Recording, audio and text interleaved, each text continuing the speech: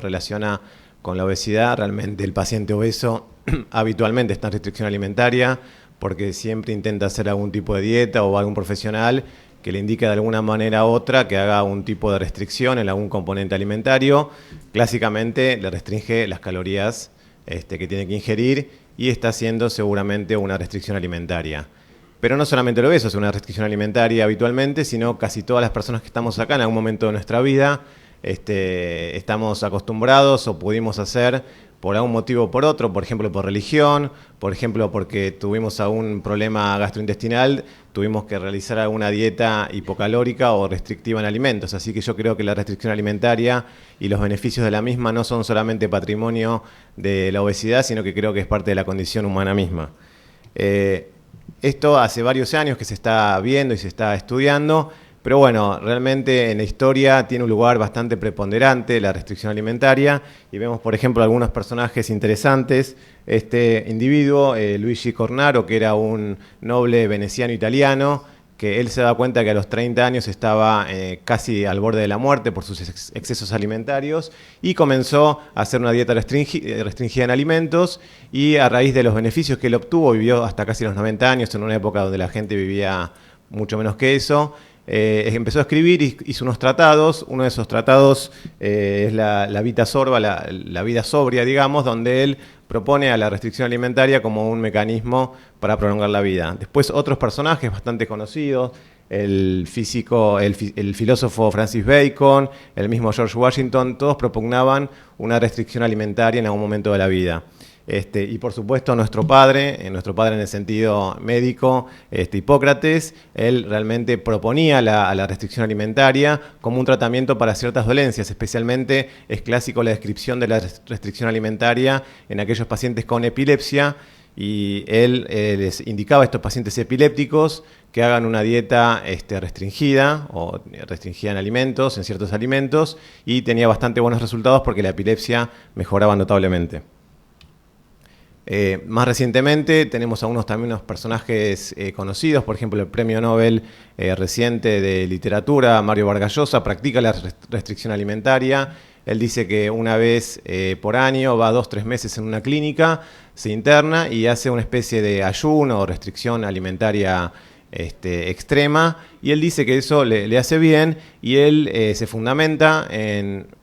que algunas religiones, por ejemplo, él dice que las religiones de Occidente y las religiones de Oriente practican el ayuno como parte de sus rituales y su liturgia religiosa. Por ejemplo, los judíos hacen un día de ayuno en el día del perdón, los maometanos en el día de Ramadán hacen casi medio día de ayuno, algunas otras religiones orientales, los católicos también, a veces practican algún tipo de restricción alimentaria. Por lo tanto, como les dije, la restricción alimentaria no es solamente patrimonio de la obesidad, sino también de casi todos nosotros. Y bueno, recientemente esto se ha estudiado en forma más sistemática, más científica, y hay varios estudios en algunas bacterias, en algunos animales inferiores, en protozoos, donde se ha visto que si a estos animales y a estas bacterias se les puede reducir la cantidad de alimento que se les da en el medio de cultivo, en los medios donde viven, se ha prolongado la vida. Y acá vemos las curvas donde ya sea en bacterias, en algunas levaduras, en algunos gusanos, inclusive en ratones, se ha visto que la restricción en los medios donde habitan de alimentos ha prolongado la vida, y esto se puede demostrar claramente en las curvas que están publicadas en casi cualquier revista de medicina. Bueno, ¿cuáles son los beneficios de la restricción alimentaria en cuanto a los mecanismos moleculares? Bueno, por suerte se ha visto que hay varios mecanismos que son comunes a todas las especies, inclusive especies inferiores, bacterias, protozoos, inclusive en organismos superiores y el hombre, que son mecanismos que ancestralmente se ve que están relacionados con la restricción alimentaria. Uno de estos mecanismos es, por ejemplo, la biogénesis mitocondrial. Se ha visto tanto en animales inferiores que la restricción alimentaria está asociada a un aumento del número de mitocondrias, de la funcionalidad de la mitocondria. Todo esto se llama biogénesis mitocondrial. Es decir, que la biogénesis mitocondrial se ve no solamente en estos animales inferiores, sino también lo vemos en algunos gusanos, se ve también en algunos conejos. Inclusive también se ve animalitos pequeños, y también se ve en los hombres. Es decir, que la mitocondria aparentemente tendría, o la biogénesis mitocondrial tendría algún papel bastante importante en cuanto a la prolongación de la vida y a los beneficios que se observan con la restricción alimentaria. Y también se ha visto una proteína, una enzima, que es la SIRT1 y la SIRT2, que quiere decir sirtuina, es la abreviación de sirtuina, que son unas proteínas que se han visto que están presentes en toda la especie animal y también en los humanos, y que son proteínas que tienen una función de acetilasa, que dependen de su activación del NADH, y como vamos a ver enseguida, y esta activación de las proteínas, de esta proteína sirtuina, está asociada a la prolongación de la vida. Y la vemos que está presente en animales inferiores, también en ratoncitos, en conejos, y también en la especie humana. Bueno, pero yendo a experiencias o a ejemplos un poco más clínicos y epidemiológicos, vemos por ejemplo que los habitantes de una isla de Japón, del sur de Japón, los okinawenses de la isla de Okinawa, ellos practican por su forma de vida una especie de restricción alimentaria o restricción calórica leve. Ellos aparentemente, o lo que se ha visto, comen un 20% menos de calorías que el promedio de la población occidental y la población japonesa. Y se ha visto también que son los individuos o la población donde más centenarios hay. Es decir, que más o menos en las poblaciones occidentales se ha visto que hasta un 10 a 15 en 100.000 personas llegan a los 100 años, pero en la población de Okinawa esto se duplica o se triplica a más de 30 en 100.000. Es decir, que estos individuos, por algún motivo, probablemente la restricción calórica de un 20%, lleguen a vivir mucho más que el promedio de la población occidental. Y no solamente eso, no solamente que viven más, sino también que existe una disminución de las enfermedades crónicas no transmisibles que conocemos habitualmente y que padece la población occidental normal. Por ejemplo, enfermedad coronaria, se ha visto que la prevalencia en esta población es mucho menor, también de cáncer, acá cáncer de colon, cáncer de próstata y cáncer de mama. Todos estos cánceres y afecciones que habitualmente se ven en la población occidental, en la de Okinawa está bastante reducida, y una de las explicaciones podría ser esta restricción calórica. Pero bueno, hemos hablado de que uno de los factores que está asociado a la restricción alimentaria es justamente la biogénesis mitocondrial. Y bueno, las mitocondrias, como ustedes saben, son organelas fundamentales para la biogénesis de energía, o sea, para la producción de energía. Y básicamente para qué funcionan las mitocondrias es para justamente extraer energía de los alimentos, de los macronutrientes, básicamente de los hidratos de carbono, de las proteínas y también de los lípidos, a través de sus equivalentes reductores. Cuando se produce el catabolismo de los macronutrientes, se producen equivalentes reductores. En este caso vemos el NADH y el FADH, que son las dos transportadores o coenzimas que están involucradas en los mecanismos de oxidorreducción, y estos transportan equivalentes reductores a la cadena respiratoria, que es una cadena que se encuentra, un conjunto de proteínas que se encuentra en la cara interna de la mitocondria, en la membrana interna de las mitocondrias, y lo que hacen es transportar estos electrones que se donan en el catabolismo de los macronutrientes, y esto justamente genera un gradiente electroquímico que lo que genera es justamente que se genere un potencial de membrana para que se genere ATP, que es la moneda corriente en cuanto a la génesis de energía, ¿no? Justamente esta génesis de energía produce ATP, y este es el ATP que habitualmente usa la célula como combustible. Pero bueno, es un poco más complicado que como yo se los explico, porque en la cadena respiratoria existen un conjunto de proteínas, 4 o 5 proteínas que son parte de la cadena respiratoria, y que a veces estas proteínas se ven saturadas cuando existe una sobreoferta de equivalentes reductores, y se les puede escapar, digamos, en un término así medio coloquial, algún electrón, y este electrón se une y reacciona rápidamente con el oxígeno y forma lo que se llama anión superóxido o especie reactiva de oxígeno. Esta especie reactiva de oxígeno es bastante deleteria para la célula porque puede reaccionar con proteínas, con lípidos, y los puede desnaturalizar. Es decir, que a veces la cadena respiratoria asociada a la fosforilación oxidativa se puede ver alterada y puede generar especies libres de oxígeno que son responsables en cierta medida de muchas enfermedades que conocemos. Pero bueno, esta teoría de los radicales libres también se viene postulando hace algunos años. Del 56, Hartmann había dicho que la disfunción mitocondrial con la excesiva producción de especies libres de oxígeno, acá abreviada como ROS, está asociada a muchas de las enfermedades que conocemos en Occidente, la disfunción metabólica, la diabetes, la obesidad misma, dislipidemias, como hablaba Federico, la inflamación y por supuesto también el cáncer y el envejecimiento y algunos trastornos neuropsicológicos que habitualmente estamos acostumbrados a ver y no sabemos la causa, probablemente estén asociados a una sobreproducción de especies libres de oxígeno. Y bueno, como les decía, en una alimentación libre, occidental, digamos, en un paciente que está sobrealimentado, a veces las proteínas de la cadena respiratoria se ven sobresaturadas con protones, o sea, con equivalentes reductores, y a veces su función no alcanza para transportar estos electrones en forma eficiente para que se unan al oxígeno y formen agua y de esta manera generar energía. Entonces, alguno de estos electrones se puede escapar a la cadena respiratoria y formar especies libres de oxígeno. En cambio, cuando hacemos una restricción alimentaria, una restricción calórica, lo que se ha visto es que se genera una especie de biogénesis mitocondrial, es decir, que las proteínas asociadas a la cadena respiratoria se multiplican o son más funcionantes, y esto hace que el flujo de electrones a través de esta cadena sea un poco más fluido, y esto evite que escapen electrones y haya una formación de especies libres de oxígeno. Por lo tanto, una de las posturas que habitualmente se comenta acerca de los beneficios de la restricción alimentaria es justamente el mejoramiento de la funcionalidad de la cadena respiratoria y la fosforilación oxidativa gracias a la restricción calórica.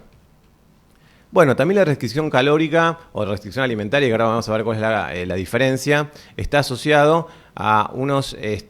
factores que están dentro de la célula y que están asociados a sensores de energía. Es decir, cuando le restringimos la energía a una célula, se activan ciertas proteínas o ciertas enzimas. Por ejemplo, una de ellas es la AMP quinasa, o proteína quinasa asociada a AMP, que es una proteína que es muy sensible a la depresión de AMP. Es decir, cuando disminuyen los niveles de AMP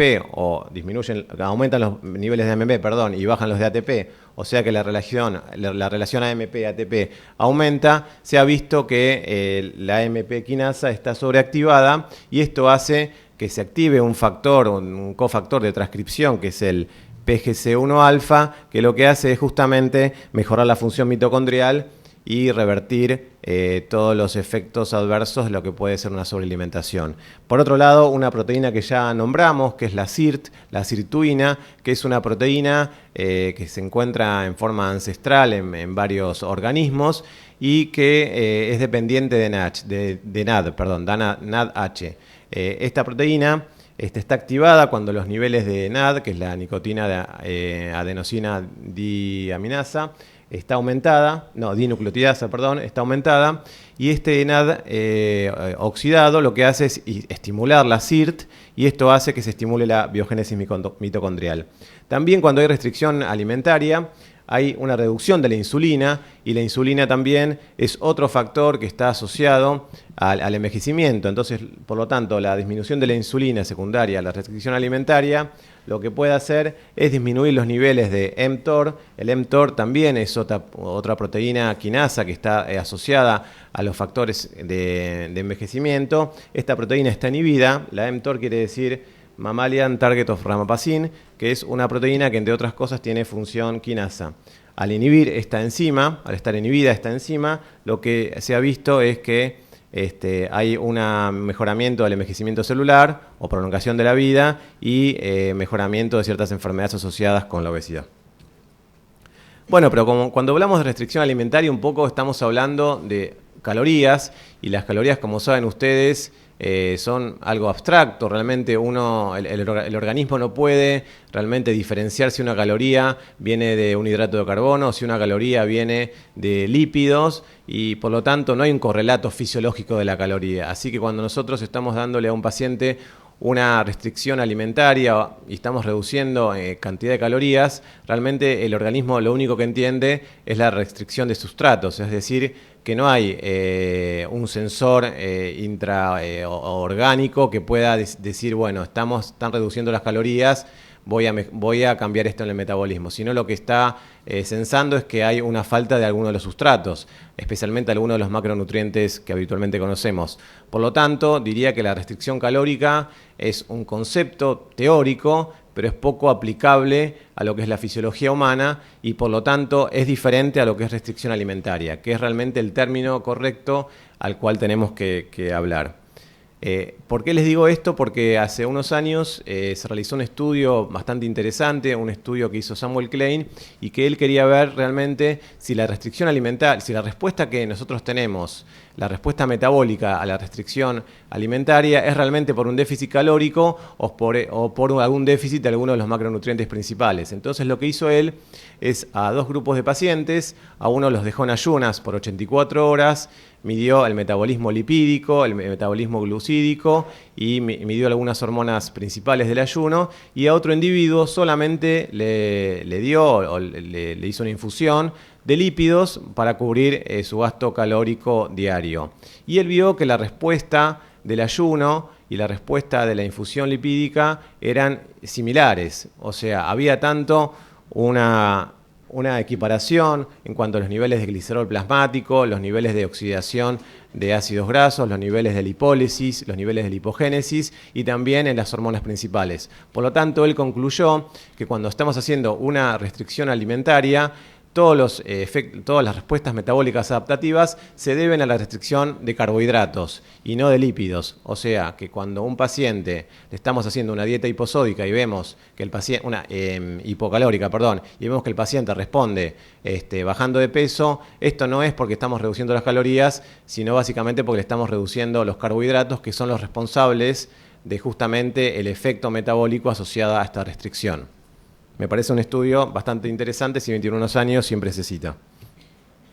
Esto viene a cuento también de lo que se llama balance de sustratos, que es en realidad de lo que tenemos que hablar y no de balance calórico y no de metabolismo energético. Por lo tanto, vemos que Jean-Pierre Flat, que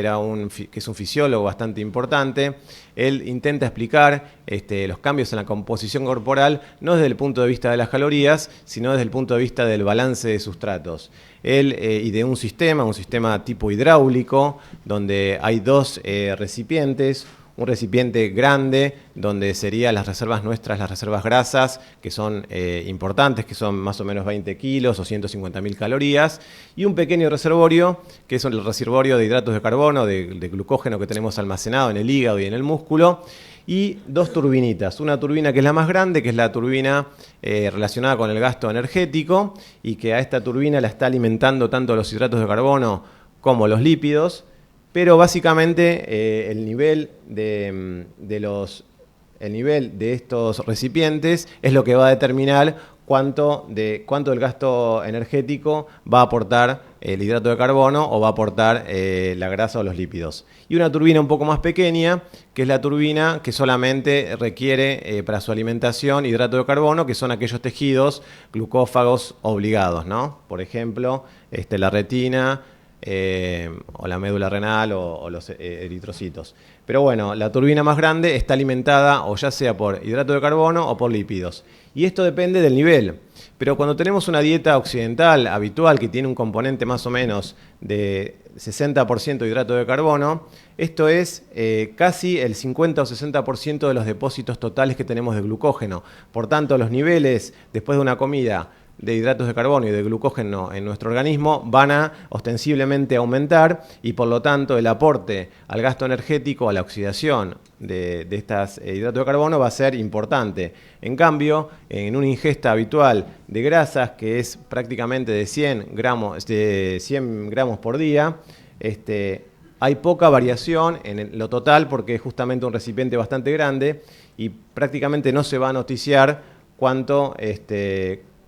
cuál es la diferencia en los niveles. Por lo tanto, lo que realmente va a determinar la oxidación de grasas no va a ser justamente el aporte de grasas, sino básicamente el aporte de hidratos de carbono, porque son los que mayor injerencia van a tener en la regulación de la composición corporal y justamente en el gasto energético. Es decir, Jean-Pierre Flat planteó que la oxidación de grasas va a estar determinada obviamente por el gasto energético, restado a la cantidad de hidratos de carbono y proteínas que ingerimos. Esto es justamente porque los hidratos de carbono, como les estaba explicando, son los que realmente están regulando en cierta medida la oxidación de los ácidos grasos en forma más prevalente, digamos, o importante. Bueno, entonces esto también se está explicando a nivel molecular. ¿Qué es lo que pasa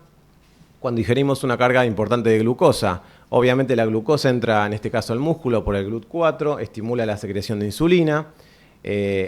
A su vez, el piruvato entra a la mitocondria para ser oxidado, y cuando hay un exceso de glucosa, parte de lo que no se pudo oxidar en el ciclo de Krebs sale de la célula y es transformado en acetil-CoA para transformarse en malonil-CoA, y esto justamente es lo que se llama lipogénesis de novo, porque el malonil-CoA lo que hace es transformarse en grasa. Pero lo más importante aún es inhiben un transportador que se llama carnitin palmitoil-transferasa 1, que lo que evita es la oxidación de los ácidos grasos. Es decir, que una dieta rica en hidrato de carbono termina siendo una dieta lipogénica y que evita la oxidación de los ácidos grasos, porque justamente bloquea la oxidación de los mismos por este mecanismo molecular de inhibición del malonil-CoA con la carnitina palmitoil-transferasa.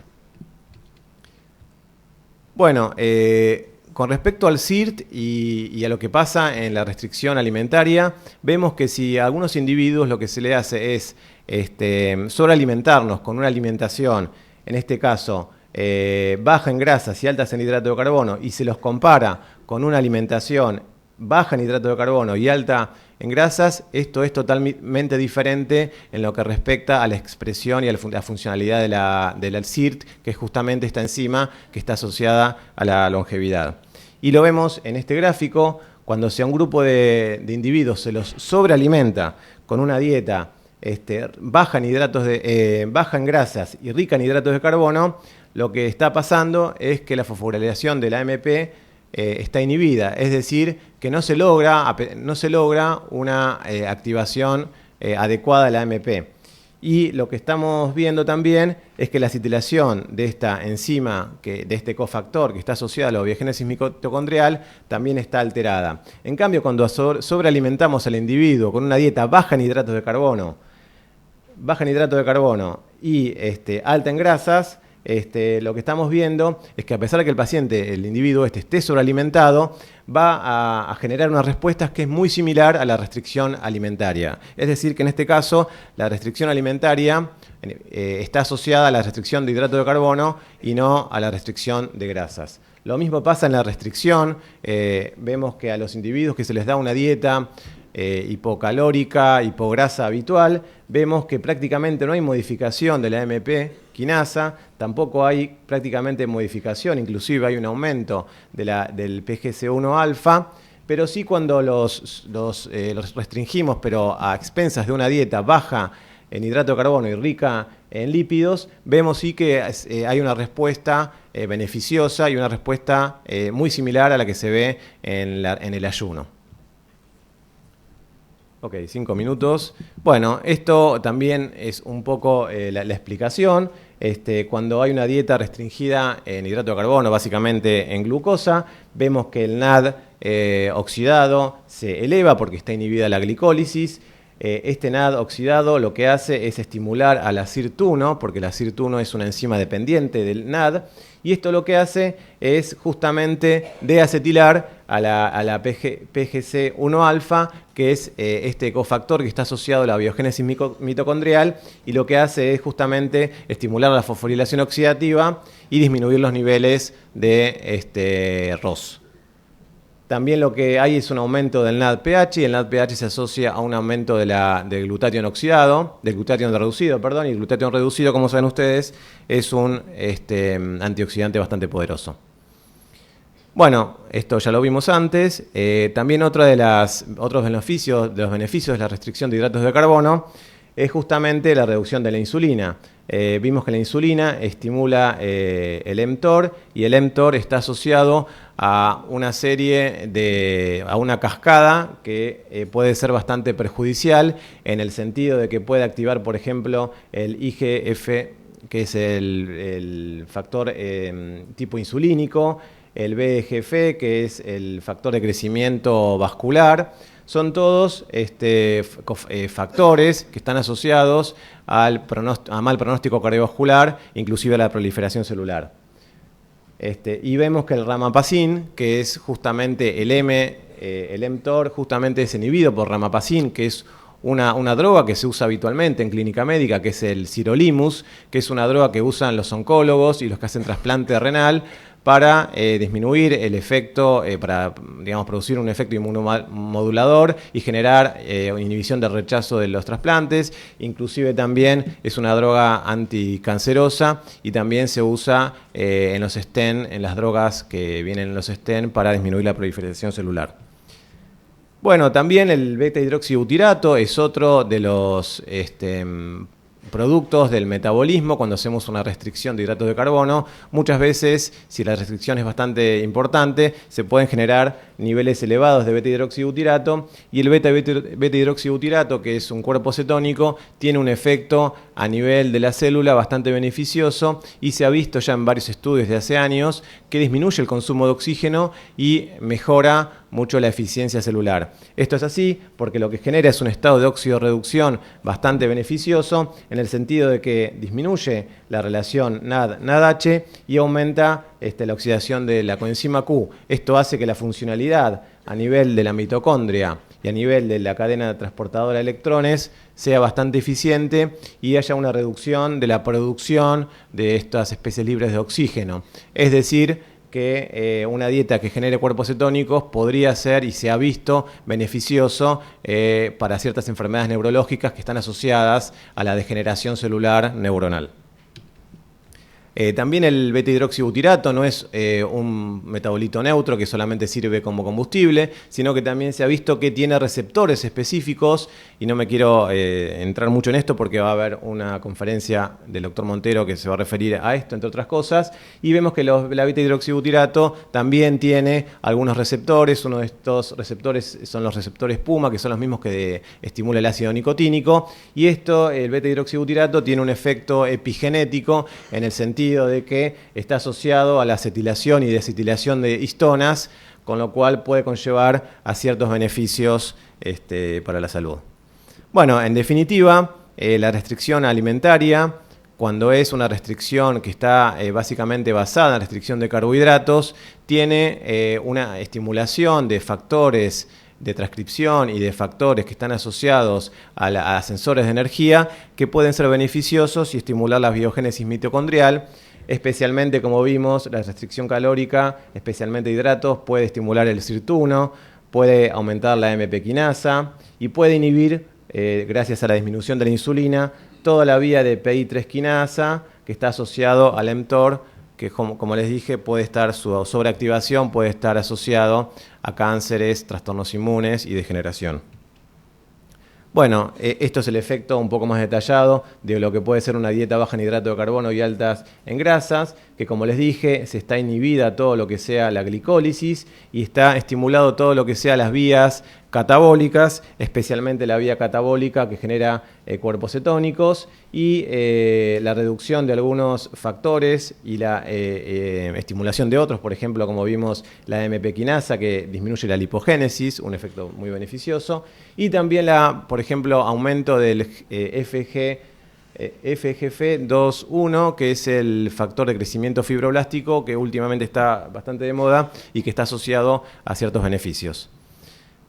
Todos los beneficios que también se pueden ver clínicamente cuando un paciente hace una dieta baja en hidrato de carbono que puede ser cetogénica. Vemos como no solamente baja la masa de grasa, sino también la masa de grasa abdominal, disminuye en forma bastante importante en comparación con las dietas bajas en grasas la cantidad de triglicéridos, aumenta el HDL, la ApoB también está disminuida. Obviamente todo el metabolismo glúcido está bastante mejorado, ¿no? Por lo tanto, y para ir concluyendo, podemos decir que cuando hacemos una restricción alimentaria tenemos que estar viendo qué alimentos estamos restringiendo y realmente cuáles pueden ser los beneficios. Hay combustibles que son sucios, en el sentido de la alimentación, probablemente un exceso de glucosa, de fructosa, de leucina, pueden estimular ciertas vías metabólicas que están asociadas a disminución de la vida o ciertas enfermedades como el cáncer, enfermedades cardiovasculares, el dismetabolismo. Esta es una de las vías principales que está asociada justamente al exceso de glucosa, de fructosa, de leucina, la vía de la insulina, de la PI3 quinasa y del mTOR. Y hay un combustible que podríamos decir que es un combustible limpio, que es un combustible que no genera residuos, que no genera estos famosos ROS y que justamente están asociados a la actividad de la SIRT1, de la MP quinasa y la PGC1 alfa, que está relacionada con la mitogénesis mitocondrial. Esto genera salud cardiovascular, prolongación de la vida, como vimos, efectos antiproliferativos, salud y efectos antioxidantes. Bueno, las conclusiones, los beneficios de la restricción alimentaria no son producidos simplemente por una reducción en el aporte energético. Los cambios en la disponibilidad de sustratos inducidos por la dieta puede activar o inhibir diversas vías metabólicas que pueden estar asociadas con beneficios para la salud. Y los carbohidratos dietarios, más allá de su aporte energético, tienen una potente acción sobre la regulación del metabolismo, y la restricción de carbohidratos estimula la oxidación de ácidos grasos, estimula la MP quinasa, la PGC1 alfa, el SIRT1, el FOX01 y reduce los niveles de insulina con inhibición de la vía PI3 quinasa AKT-mTOR. Y también estos cambios generan biogénesis mitocondrial, reducción de ROS y de la proliferación celular, así como mejoría de las enfermedades cardiovasculares. Gracias.